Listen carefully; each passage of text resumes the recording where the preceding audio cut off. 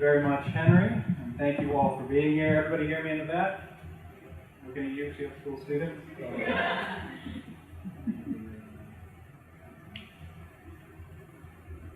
So before I begin tonight and get into the heart of the matter, so to speak, I just want to point out that the research that I'm going to share tonight builds on the work of a lot of historians and archaeologists, but I think it also really illustrates the collaborative nature of work here at Historic St. Mary's City.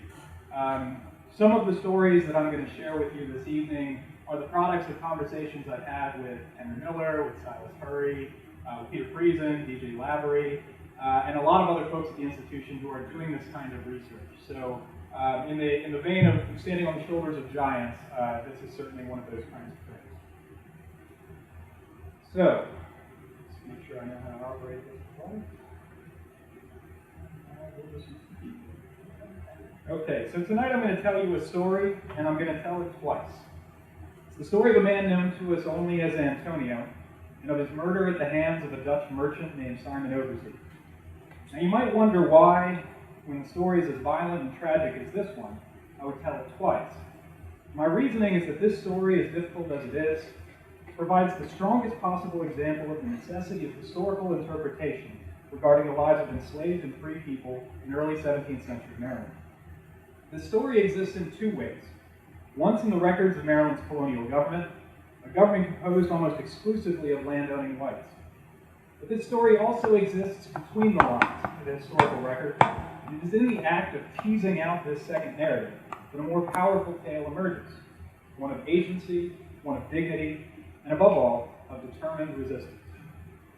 In relating this research, I'm indebted to the fabulous work of University of Texas historian Jacqueline Jones, who published Antonio's story in her book, A Dreadful Deceit, The Myth of Race from the Colonial Era to Obama's America.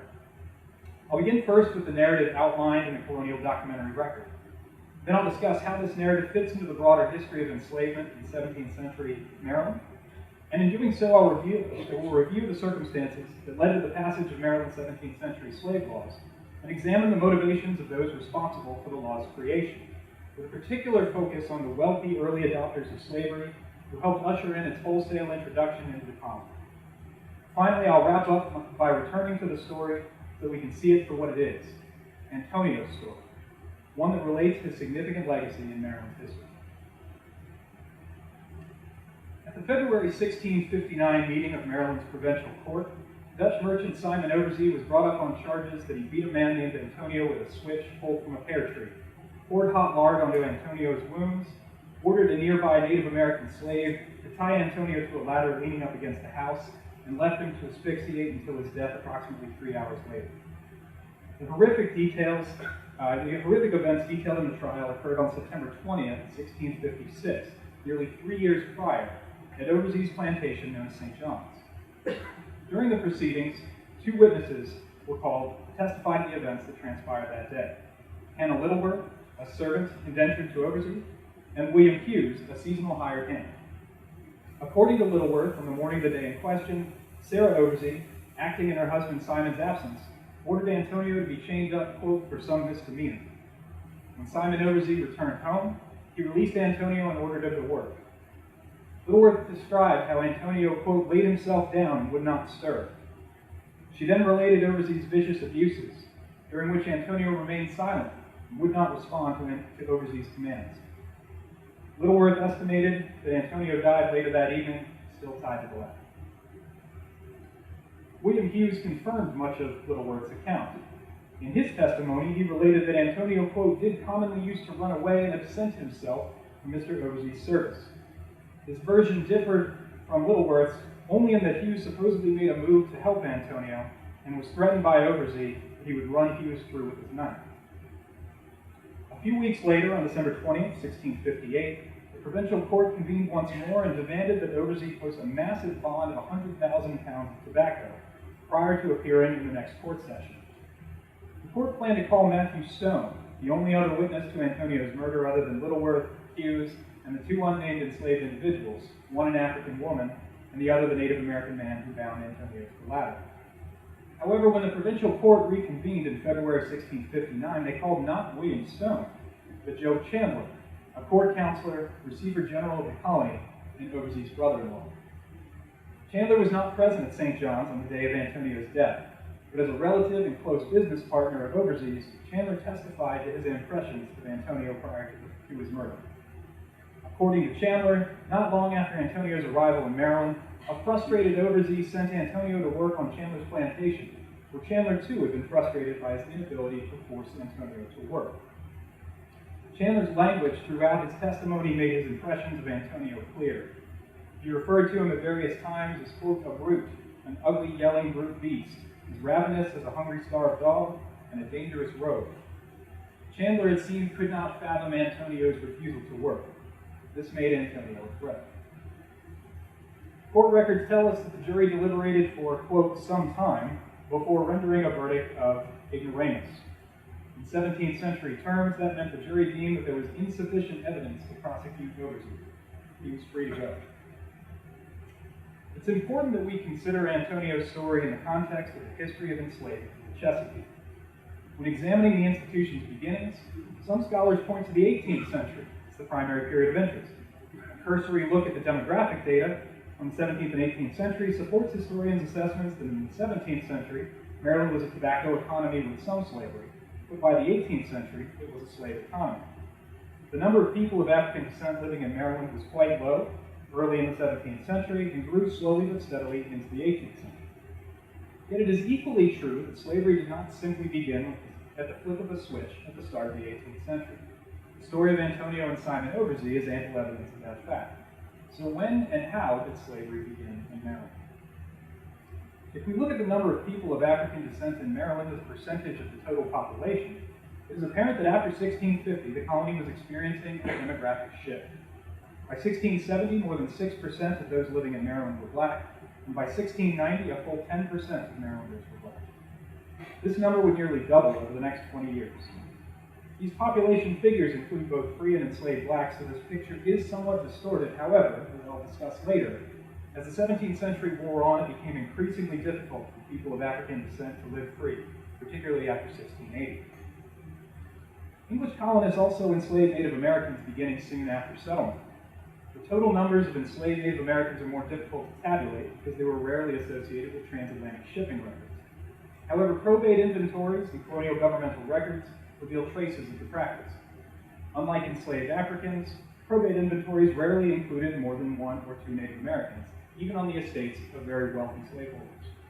Some scholars speculate that because enslaved Native Americans possessed such a deep knowledge of their local geography, they could easily escape and disappear into the wilderness given the chance. In some cases, English colonists captured Native Americans encountered near their plantations. More commonly, they traded for slaves with other Native American tribes. For example, the Westo, a group formerly known as the Rickahitrian, that migrated from New York to the Carolinas and eventually to the fall of the James River, were feared raiders who traded captives stolen from rival tribes to English colonists in Virginia and Maryland. English enslavement of Native Americans fit into existing systems of Indian bondage based on the notion that individuals captured at war were subject to enslavement. Indeed, this system would have been familiar to English colonists with experience in the Mediterranean wars between Muslim and Christian armies that saw servants and slaves captured on both sides. Historian Owen Stanwood has traced the English practice of capturing and enslaving Native Americans in 17th century Virginia, noting the frequency of such seizures and the justifications that appeared in the documentary record related to the colonial agenda of educating and Christianizing indigenous people, and thus rendering them fit for so-called civilized society. In many of these exchanges, the English partnered with allied tribal groups to trade in enemy combatants, or in some cases, to exchange English captives for Native Americans as a rather tense means of strengthening political alliances. Perhaps the most famous example of this practice occurred when 3 teenage Virginians were sent to live with the Powhatan Confederacy, ostensibly to learn indigenous languages, while Powhatan's daughter, Pocahontas, served as a diplomatic intermediary. According to Stanwood, quote, the status of these visitors was never clear. They did not act as traditional slaves or servants, neither were they free to come and go as they pleased. The uncertain status of enslaved indigenous people remained throughout the 17th century as the tobacco economy developed. For much of the century, English colonists seemed to understand that Native American servants and slaves possessed valuable skills that should be utilized outside the boundaries of tobacco fields. Records indicate that many were hired or required to hunt for game, called the ever-present danger of wolves, or scout-during expeditions. Each of these tasks would have meant that some bonded Native Americans were permitted to travel outside the plantation while armed, suggesting that even when enslaved, their status lingered in a more liminal space between servant and slave. These were rights that were not foreign to the indigenous systems of war captive labor. As Stanwood points out, however, the development of lifetime hereditary enslavement of Africans within the English colonial system resulted in what were essentially two concepts of labor: captivity for Native Americans and plantation slavery for Africans. In Virginia, colonial officials attempted to navigate these differences by passing a 1670 law that declared that non-Christians arriving by sea, i.e. Africans, were subject to lifelong enslavement, while non-Christians arriving by land, i.e. Native Americans, were required to serve only until age 30. In the decades that followed, particularly catalyzed by Bacon's Rebellion in the late 1670s, Virginians increasingly lobbied their government for the right to hold Native Americans in bondage for life. In Maryland, the enslavement of Native Americans presented a political problem for the young colony as it struggled to maintain diplomatic relations with friendly tribal groups like the Piscataway and at times the Susquehannocks, while encouraging the capture and forced bondage of other groups. Based on the number of court and assembly records related to attacks perpetrated against friendly Native American groups, it seems that the average colonist could not or would not differentiate between friendly and enemy tribes. Evidence of this problem is written into a treaty that was signed in 1666 by Lord Baltimore and representatives from a group of local tribes. The document contains 14 statutes with a number of fascinating elements, and its implications are worthy of their own lecture, but I'll try to be brief.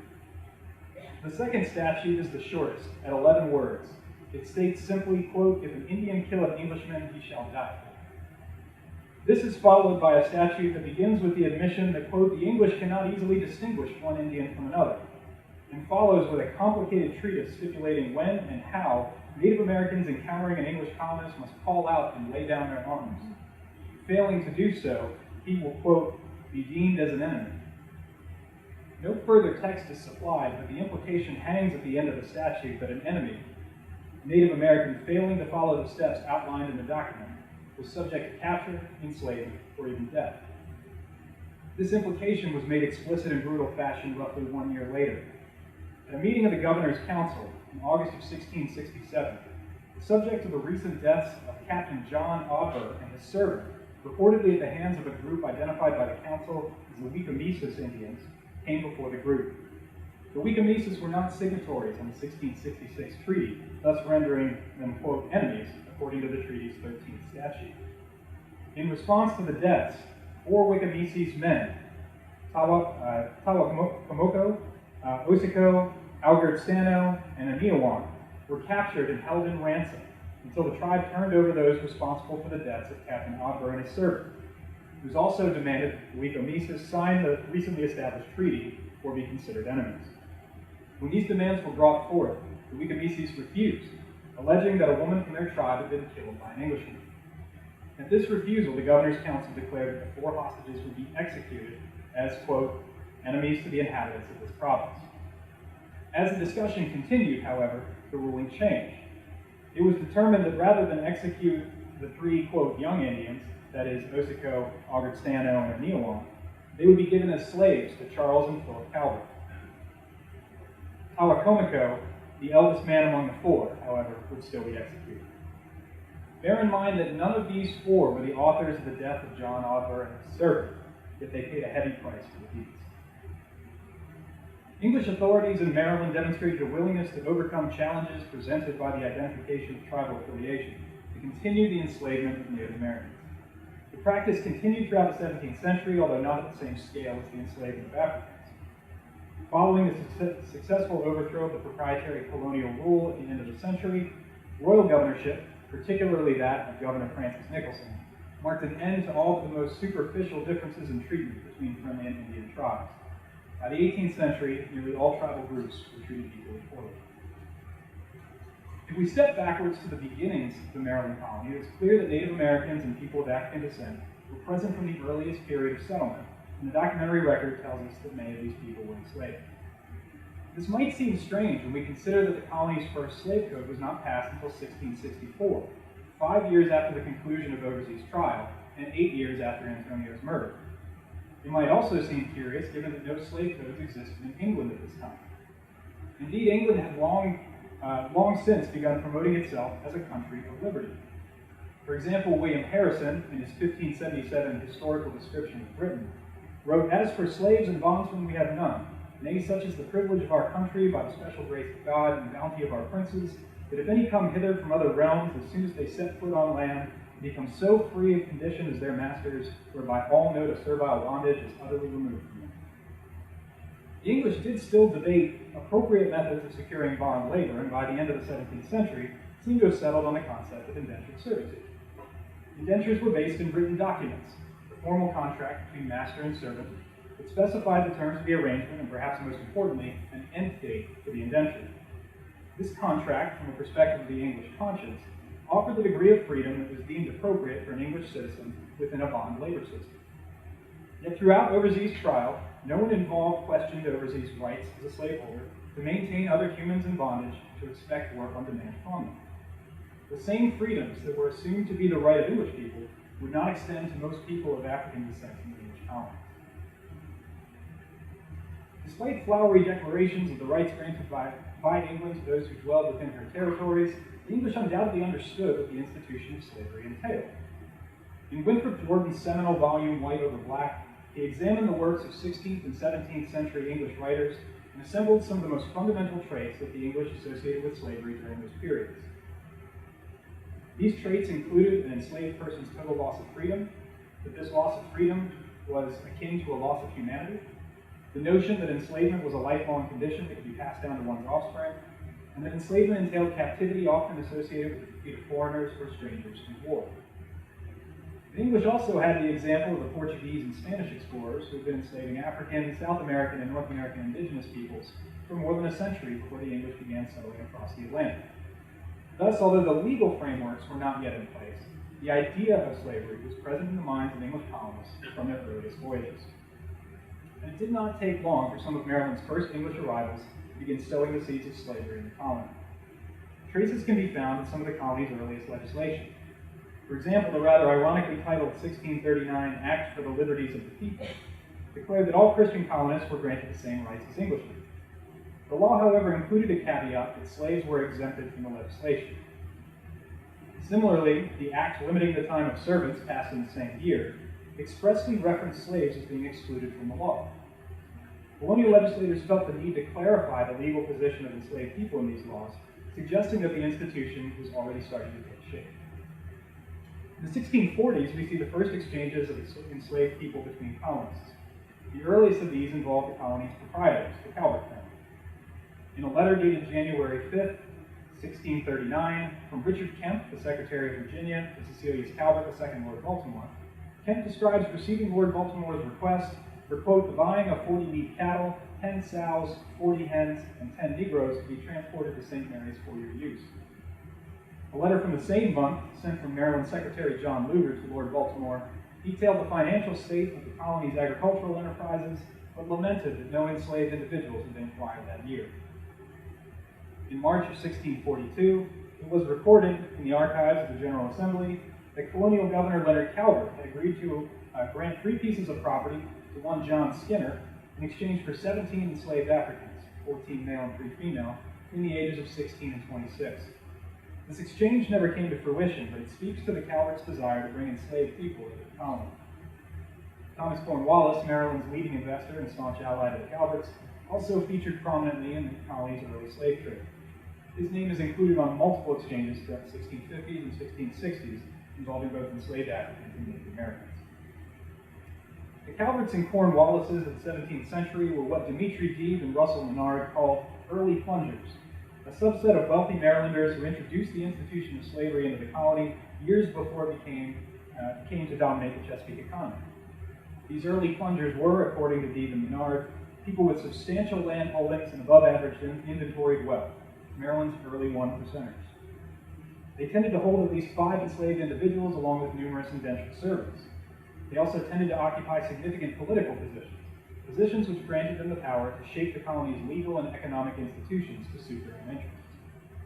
These men were also the most likely to have traveled throughout the English Atlantic, which meant they had commercial connections across the globe and likely witnessed the implementation of slavery in areas outside of Maryland. Members of this group, like the Calvert family and Thomas Cornwallis, demonstrated to their fellow colonists that the institution of slavery could bring profit. They then set about creating the legal structures that would ensure its growth into the future. One of the most significant steps toward the development of slavery in Maryland happened not in the Chesapeake, but much further south, in the island of Barbados. In September of 1661, Barbados passed the first comprehensive slave code in the English Atlantic. In the previous year, the African population on the island had reached the majority. By 1670, it was nearly double that of white colonists. Racial tensions were mounting, and so members of the island's colonial government leveraged their most powerful tool, the English legal structure, to formalize a system of inequality that would echo throughout the colony. The 1661 law contained many elements, but perhaps the two most important were the identification of enslaved people as property and the establishment of enslavement as a lifelong hereditary condition. The first declaration meant that not only the human beings could be bought and sold as chattel, but that they could be borrowed against, meaning slaveholders could leverage their enslaved population to acquire additional people. The second clause meant that enslaved people were forced into servitude for life and would pass down this condition to their offspring. While other differences existed between the Barbados slave code and the ones that would follow in other colonies, these two conditions featured prominently in all future English colonial slavery laws. It was only 3 years later, in September of 1664, that the Maryland General Assembly passed, quote, the Act Concerning Negroes and Other Slaves. Earlier that year, Governor Charles Calvert wrote to his father, Lord Baltimore, that his efforts to encourage the mass importation of enslaved people had thus far been in vain. He wrote that, quote, I've endeavored to see if I could find as many responsible men that would engage to take 100 or 200 Negroes every year from the Royal Company, but I find we are not men of good enough estates to undertake such a business. We could wish that we were, but we are naturally inclined to love Negroes if our purses would endure it. Charles was attempting to continue the project his family had begun 30 years prior. These frustrations likely loomed large in his mind as he presided over the General Assembly meeting later that year. On the morning of Monday, September 19, 1664, an unnamed member of the lower house of the Assembly walked to where the upper house was meeting at the former home of Governor Leonard Calvert to present the following request. Quote, it is desired by the lower house that the upper house would be pleased to draw up an act obliging Negroes to serve durante vitae, that is, for life. They thinking it very necessary for the prevention of the damage masters of such slaves may sustain by slaves pretending to be christened, and so plead the law of England. The upper house, with little fanfare that survives in the Assembly records, drafted the law and sent it to the lower house for consideration. After some discussion, Maryland's first slave code was put into effect. A close reading of the 1664 law reveals the motivations of the Assembly members who wrote it into being. The initial request from the lower house of the Assembly referred to the issue of lifetime servitude, as well as the question of whether Christian baptism could erase one's designation as slave. The first of these issues was actually implied by an earlier law. In 1663, an act concerning English servants that run away in the company of Negroes and other slaves referred to English servants running away with enslaved people, quote, who are incapable of making satisfactory by addition of time. In other words, enslaved individuals could not be punished by extending their term of servitude. It was already a lifetime sentence. The second element of the lower house's request would be a lingering question as Maryland's colonial government negotiated how to conscience the contradiction between Christian morality and slavery. This contradiction was addressed legally with the passage of the 1671 Act for the Encouraging the Importation of Negroes and Slaves into this province, which declared that the sacrament and baptism in no way freed the enslaved from bondage. Indeed, the statute scolded those who would think to withhold the sacrament from their enslaved population, for this meant that they were shirking a moral obligation to quote the souls of those poor people. Both in the 1664 Act and in the legislation and debate that followed, Maryland's elite firmly and continuously constructed frameworks to maintain their ability to exploit enslaved labor. When we examine the membership of the 1664 General Assembly session, we see some common traits among those who laid out Maryland's first slavery law. Of the 28 members of the 1664 session, the estates of 20 of them were assigned probate inventories after their deaths. Of those 20 individuals, 12, or 60%, held enslaved people at the time of their passing. 6 of them, or 30%, held at least 5, and 5 assembly members, or a full 25%, held at least 10 enslaved people. It is important to note that probate inventories tell us about the assembly members' holdings at the times of their death, not at the time of the 1664 session. Yet it is readily apparent that the majority of the session's assembly members were invested in the future of slavery in Maryland. More than a quarter of them fit Stephen Menard's description of early plungers, the powerful white colonists who introduced the system of enslavement into the colony and shaped it to ensure that their estates would continue to be profitable for years to come. There are also clear ties to Barbados and its large-scale system of slavery among the members of the 1664 Assembly, and those that passed additional slave codes in the ensuing years. The most obvious of these is Thomas Notley, a representative of St. Mary's County in the lower house of the 1664 Assembly. Notley arrived in Maryland from Barbados in the early 1660s, after the Barbados Slave Code was passed and before Maryland's was written. He was a lawyer, serving as an attorney for Thomas Cornwallis and other members of the colony's elite. He also acted as deputy mayor from 1676 until his death in 1679. When his estate was inventoried, he held 29 enslaved Africans. In 1666, Notley acted as the speaker before the lower house, and another Barbadian transplant, Jesse Wharton, acted as a proxy for the governor. During that session, the Assembly adopted strict measures to punish those who stole their neighbors' enslaved persons or who assisted in their escape. Jesse Wharton served as acting governor in 1676, and when he died suddenly later that year, his probate inventory included more than 3,000 acres of land and 11 enslaved Africans. Three other former residents of Barbados, Benjamin Roser, Wenlock Christison, and Edward Pye, all served in the General Assembly at various points. Roser and Christison were part of the Assembly in 1678, when it passed the Act for Keeping a Register of Births, Marriages, and Burials in each respective county, a law that placed in the hands of Maryland's government that insidious colonial tool, the census. Censuses and the gathering of vital statistics rendered complex peoples into bureaucratically manipulable figures. In the words of historian Jenny Shaw, quote, "By reducing human bodies to mere numbers on a page, colonial officials made the conceptual move of erasing the humanity of the populations under observation." The 1678 Act specified that births, marriages, and deaths in each Maryland county should be recorded, except those of, quote, Negroes, Indians, and mulattoes. This was the erasure of humanity that Shaw described. In the eyes of the colonial government, the birth, marriage, and death of a person of color was not an event worth inscribing in their records.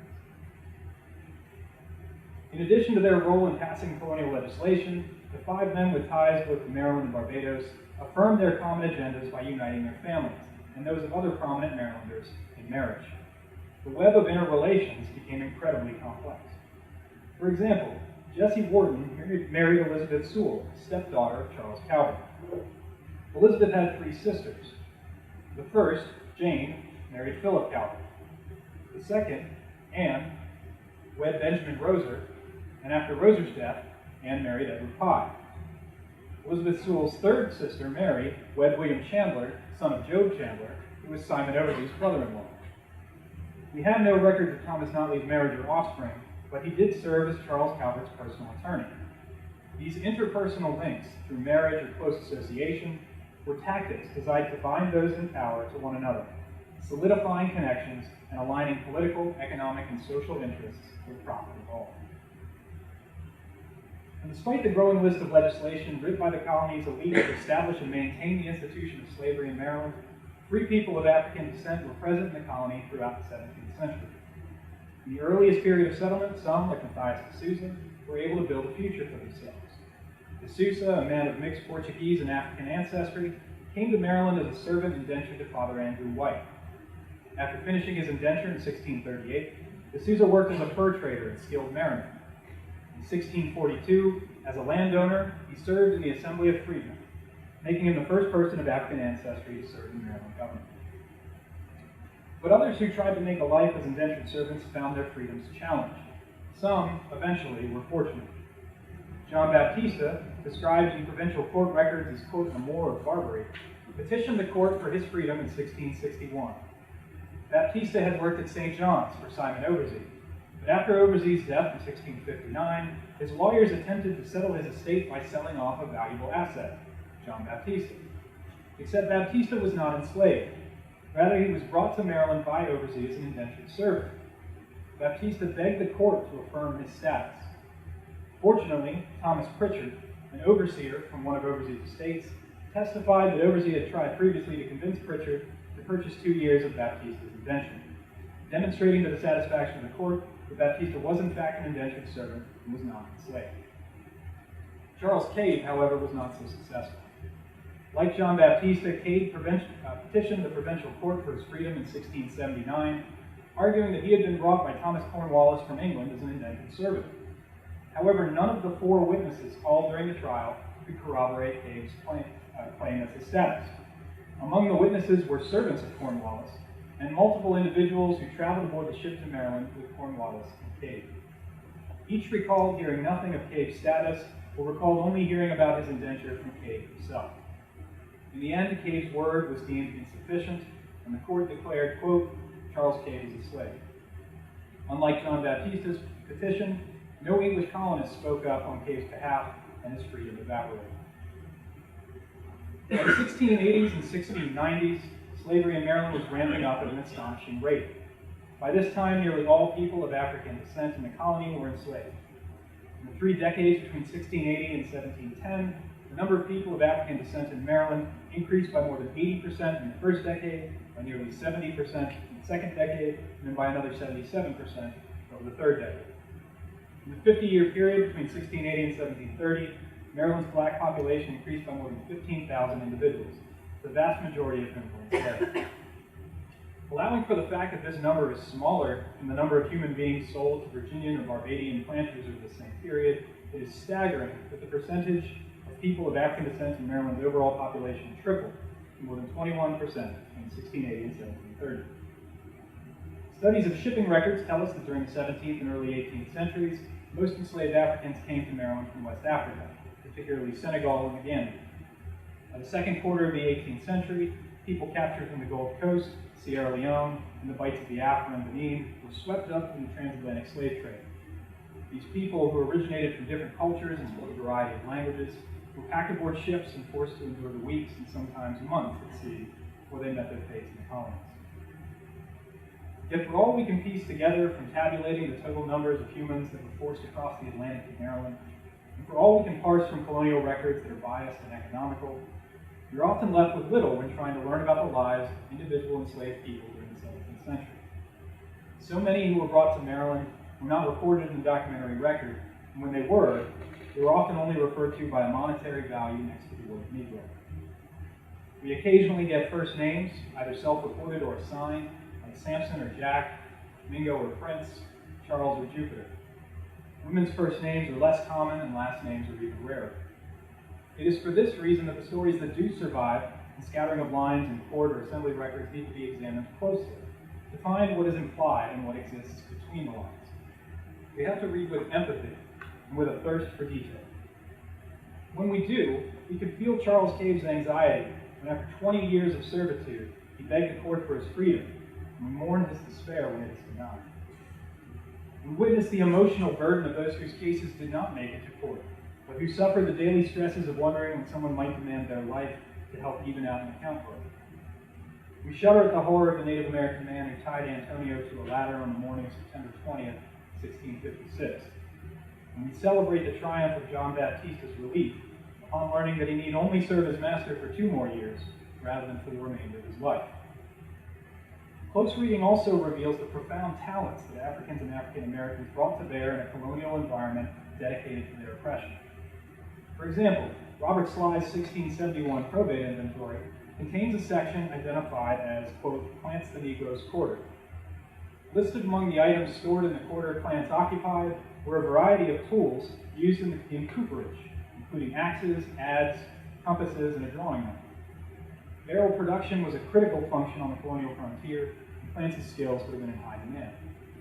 The level of responsibility that he held is also evidenced by the gun listed among the items in this quarter. If we look to the Guardian account from the Robert Cole plantation that recorded transactions made between 1662 and 1673, it includes a payment made in 1663 of 125 pounds of tobacco to an individual identified as, quote, Cloyce Mr. Sly's Negro, for, quote, curing and not the spleen. It is not clear whether Cloyce and Plants were the same person. It's true that no one by the name Cloyce appears in Sly's probate inventory written 8 years later, but Sly could have sold him before his death, warranted the creation of his probate inventory. It is also worth noting that the inventory listing for plants as quarters did not include any equipment or supplies typically associated with 17th century medical treatment. But whether or not plants and Cloyce were indeed one and the same, the fact remains that at various points on the Sly plantation, an enslaved African man leveraged skills as a cooper and as a healer, receiving payment for the treatment of an English woman with what may have been African healing practices. By examining the day-to-day and imagining the day-to-day tasks associated with cooperage, with the emotional journey taken from diagnosis to treatment to awaiting Ann Knott's recovery, we reveal stories far more personal and compelling than those told by an individual's name and a value assigned to it. When we return to the colonial transcriptions of Simon Overzee's trial and follow its narrative threads, we can find a different tale among the pages, Antonio's story. From his name, it is possible that Antonio was enslaved by Portuguese traders who were active in West and West Central Africa since the 16th century. Antonio was likely captured during a slaving raid designed to acquire prisoners to force into bondage.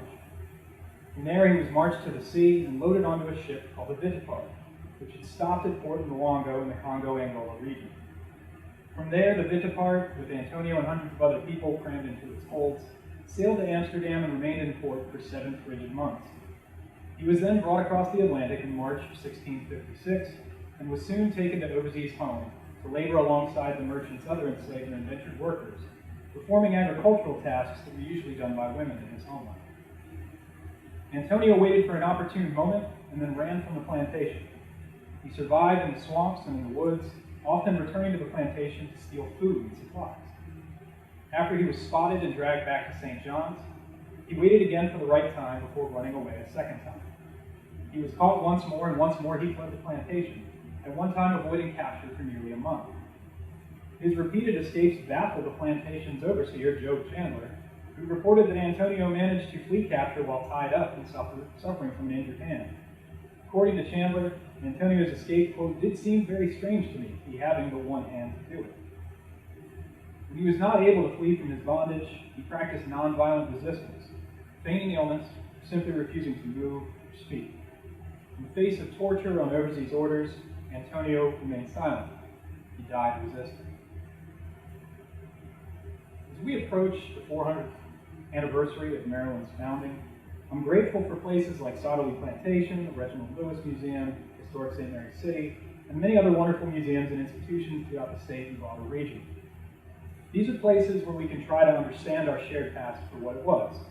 Messy and complicated, disheartening and awe-inspiring, ugly and glorious. We can come together to discuss our differences and explore the roots of conflict in contemporary society. At Historic St. Mary's City, we are grateful for our growing relationship with the Hall and Milburn families, a local descending community related to an African-American family who lived in one of the only surviving duplex slave quarters in Maryland during the early and mid-20th century. With their help, we opened a new exhibit at the Quarter designed to share stories of the African-American experience in Southern Maryland before, during, and after emancipation. We're also thankful for members of the local Piscataway Indian community who've examined artifacts found during museum-sponsored excavations and helped us understand how they relate to their tribal memories and values. This collaboration, as part of the tribe's larger project titled Through Piscataway Eyes, will help Historic St. Mary's City exhibit stories that are important to its visitors, and more significantly, will help the Piscataway share their cultural history with a wider audience. These are small but important steps that lead towards our museum being of interest, of use, and of relevance to our community. The 400th anniversary of Maryland's founding is still some ways off, but I, for one, am glad that we're starting to plan for it. As we recognize the earliest moments of our state's history, it's critical that we continue to have the difficult conversations as well as the celebratory ones. To honor those who came before us, seek to understand those who live alongside us, and to lay the path for those who will come after us. Thank you very much.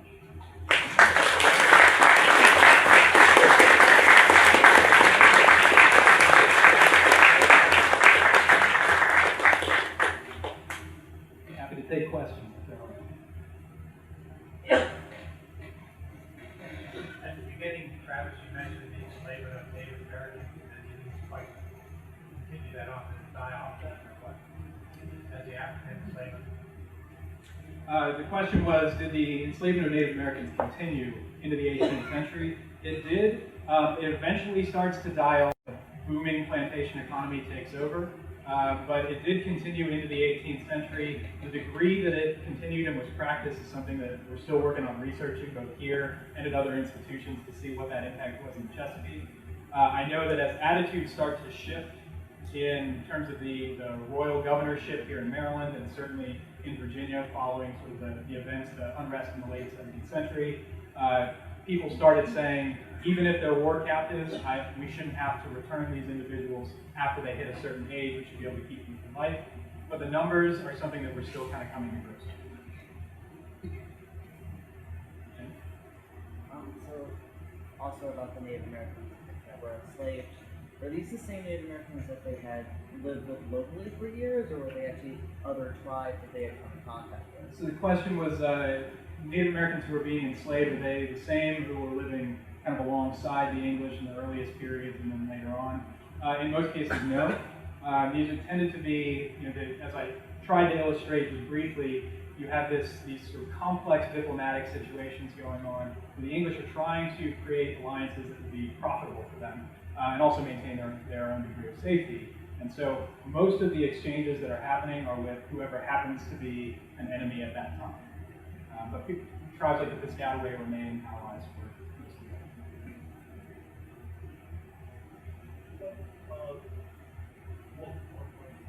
So did the Spaniards have a legal code of slavery, and whether they did or did not?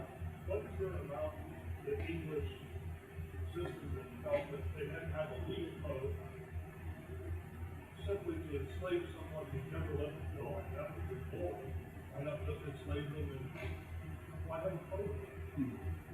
So did the Spanish have a legal code, and why have a code at all for the English? Why was it necessary?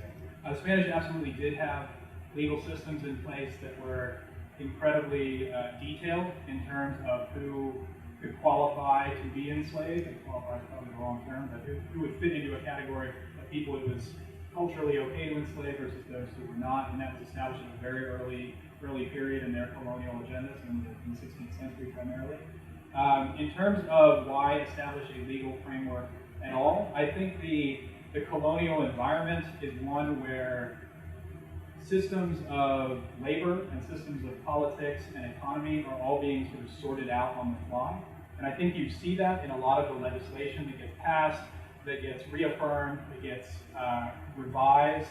And so this was a period in which people were trying to figure out, what does this look like in this particular colonial setting? And if you are a colonial bureaucrat, the way you sort that out is by making a law. So where conflict arises, the legal system enters into the equation. Travis, you said that in 1678, births, marriages, and deaths were recorded. Laws passed, which basically became the first census. This is the first census in the United States, or the colonies and just at that time? Vital records were being kept up in New England for earlier than that. So it's not the first, but it's definitely a very early one.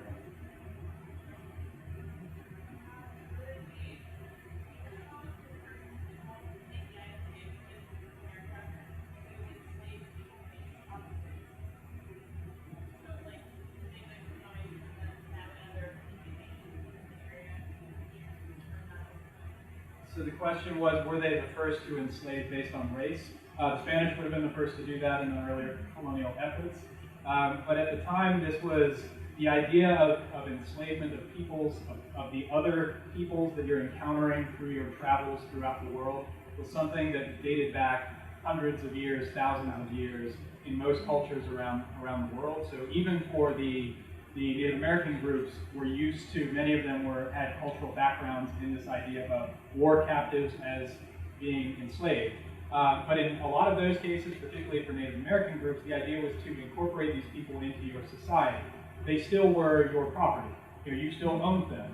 But it was not the kind of experience, I think, that Africans had to suffer, where you have people who are coming across the Atlantic who are not speaking any of the same languages and none of the cultural backgrounds. So it was a different experience, but this idea of race-based enslavement is something that, the concept of race is something that really develops throughout the 17th and into the 18th century.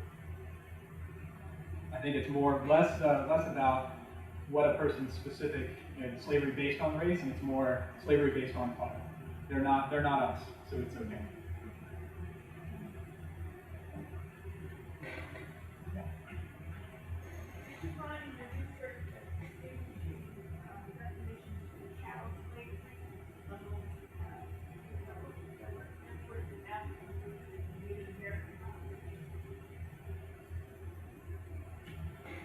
Did I find a definition between chattel slavery in terms of from Africa versus bondage, sort of captivity? I think in terms of, they really were two different systems. And I think this was one of these sort of colonial endeavors where they were trying to figure that out, but they knew they wanted to hold on to their property and what they saw as their property. So this is why you see these awkward laws in Virginia about if you come overland, you're this one status, if you come from the sea, you're this other status. It certainly, as the 17th century wears into the latter stages, the idea that Africans were particularly fit by divorcing them from their cultural roots, taking them from their homes into a place that it makes it nearly impossible to get back to, that was the easier route, and that was the system of enslavement that would work. It would be most profitable and fit into the colonial system. I think the system of enslavement for Native Americans was a slightly different tack of, these are our war captives, and we're going to hold on to them as war captives from a economic and diplomatic measure. But as you get into the 18th century, and even throughout the 17th, the numbers just aren't equivalent. I talked a lot about Native American enslavement, but in 1660s, 1670s, where some of this research in Virginia has been done, we're talking a total of less than 100 individuals who are being counted in some of these censuses. So the scale is completely different, but their presence is known from the earliest period. So you have that kind of, well, we're in a colonial setting, we've got these people who aren't us, it's okay to take them, versus the much more wholesale system that we see develop with Africans. Is there a slave market here like the one in Charleston? Not that we know of. We don't know of was there a slave market here? Not that we're aware of. We do have records that talk about who are the individuals who are more active or less active in the market, but these are not transactions that are being done at a centralized location, to the best of my knowledge.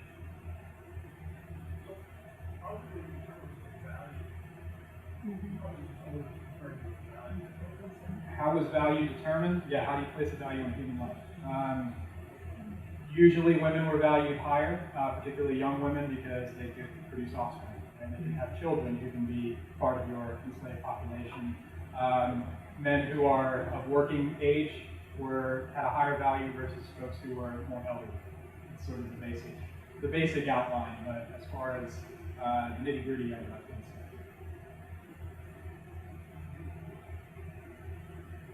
Has there been, this is kind of my question, has there been any pushback from the community on some of these histories here at St. Mary's City and elsewhere as Native histories, slavery histories? I ask that because, as you know, I'm from Minnesota, we're wrestling with a lot of the same ideas. Renaming places, just rename the lake, looking back and forth between the new name, and then there's a proposal to cut $7 million from our state historical society simply for changing, for including the native name for an original area. So I'm just wondering if there's any pushback like that. I think when you introduce change in just about any environment, there's going to be pushback. And I hope I'm not speaking out of school for the administration here when I say we don't care. Pushback or no pushback, this is the right thing to do. It's something we've been doing, as Henry said, for years, and it's something we want to continue doing. And pushback or no, these are the stories that are going to be told.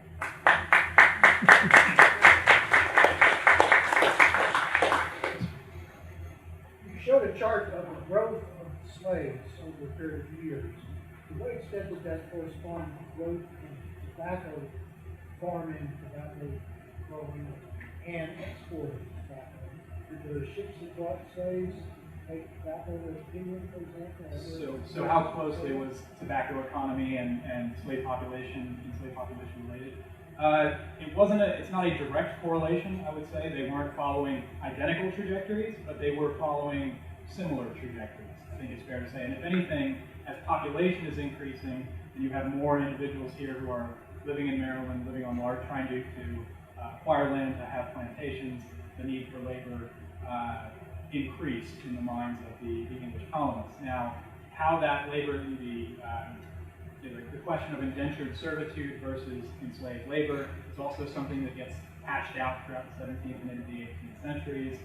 You have a lot of decrease in the number of indentured servants who are generally available and interested in coming to the states, or in case coming to Maryland to live in an area where they have to move further away from the capital to do their business. So I would say it's not a direct one-to-one correlation. They're certainly related, but it's a lot of ebbs and flows, whereas the number of Africans who are being forcibly brought into the colony is really only increasing.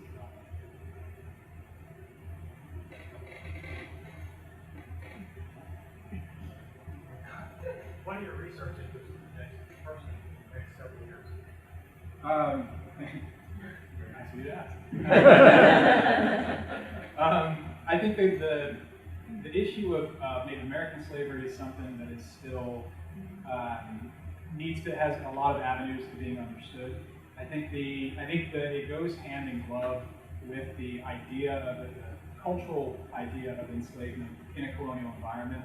But this idea of there being two separate systems or two related systems that are a little bit different is something that I think warrants further discussion. The article that I cited a lot tonight was written several years ago by a scholar researching 17th century Maryland.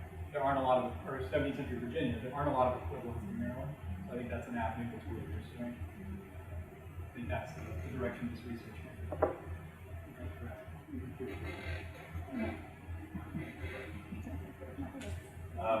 One of the hot books I've read on race and race relations is White Fragility. I don't know if you're familiar with that. In the first chapter, she talks about Thomas Jefferson and the time when he was, I guess, just beginning to have slaves, and wondered if the researchers could determine whether or not blacks, African slaves, were inferior. And somehow through the discussion, or the lack of discussion, the lack of direction, the research took a turn to say, why? They are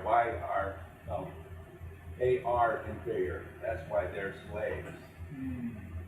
Have you heard about this, or is this the idea of sort of biological determinism as it comes to race? Right. One race is biologically equipped to do something in the other business. right? And I found that when I'm reading the book, that's the first chapter. When you finish the book, then you figure out, wow, this is what set the tone for the next hundreds of years. Absolutely, and I think you see that a lot in folks like Thomas Jefferson in the 18th century, who are starting to have these kinds of moralistic debates with one another. In our documentary record, we don't see any of that. There is no discussion about, is this okay, is it not okay? Most of the laws related to baptism versus an unbaptized individual are, by my reading, about how do we maintain control, how do we hold on to our populations and keep a hold of them. And it's less, you see less sort of self-reflection in a lot of the documentary record that I think you do as the system grows and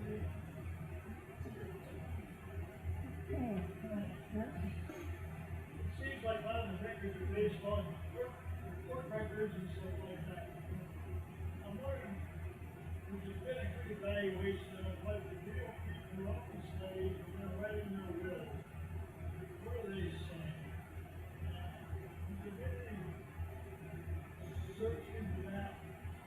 Because there's a tremendous amount. And when you have the wills that sitting right here waiting for somebody, I was just wondering, there's some kind of correlation to the person who owns the slave as to the powers that be to make up the laws. Sure. So the question about, has anyone looked intensively at how enslaved individuals are discussed in wills. I have not seen such studies done, but as you say, they're waiting there, and that may be another avenue that this research takes, because you're right, this is where people are reflecting at the end of their lives about what's going to happen to all their things. And so you can learn a lot about a person through that kind of record. As a follow-up to my previous question, are there any plans to further incorporate these histories here at St. Mary's and elsewhere, and let you know, and if not, or as well, do you have any suggestions for what to include and how to convey it? In terms of what to include, how to convey it, I think a lot of our conversations lately have been around a balanced story. There are lots of different people who were here in the 17th century, so let's tell as many of their stories as we can. That's what we try and do here at St. Mary's. We tell stories. We try and make the lives of people of the past come to life for our guests and our visitors. In terms of what we're doing to integrate these stories, we have a new visitor center that's coming online, and we hope sooner rather than later, but at the pace of state government. It'll be here when it's here. But we are planning on doing a brand new exhibit for our visitor center. The work on that began 10 years ago in terms of assembling the stories and piecing them together, and just now we are in the process. We're engaged with an exhibit design firm who's really eager to see the direction that we're heading, and definitely very encouraged on that front. But also our education staff has been really top-notch, I would say, in trying to figure out new and interesting ways of incorporating some of these stories that maybe we're either pushed down to the bottom or just weren't part of our everyday interpretation, and trying to bring those stories out into a more rigorous and daily kind of interpretation form of practice as well. And so far as telling those stories, are you going to try and work with the college to tell some of the stories? I know recently they actually found something while they were creating a new stadium that I believe was slave quarters or slave burial. So the question was, are we going to work with the college to tell some of these stories? Absolutely. The work that was done over by the new stadium was done in direct consultation with us, so we've been hand in hand with that project since the beginning, and a lot of those findings were based on material that we excavated back in the early 90s on the other side of the street. So it's neat when you look at these two projects together, because they form an entire cohesive African-American village, essentially, in this area. And so we've been working with them in terms of how do we work together to tell these stories in a more cohesive way, and those conversations are ongoing, so we're excited about it. Thank you. All right. Thank you all so much. Well, thank you.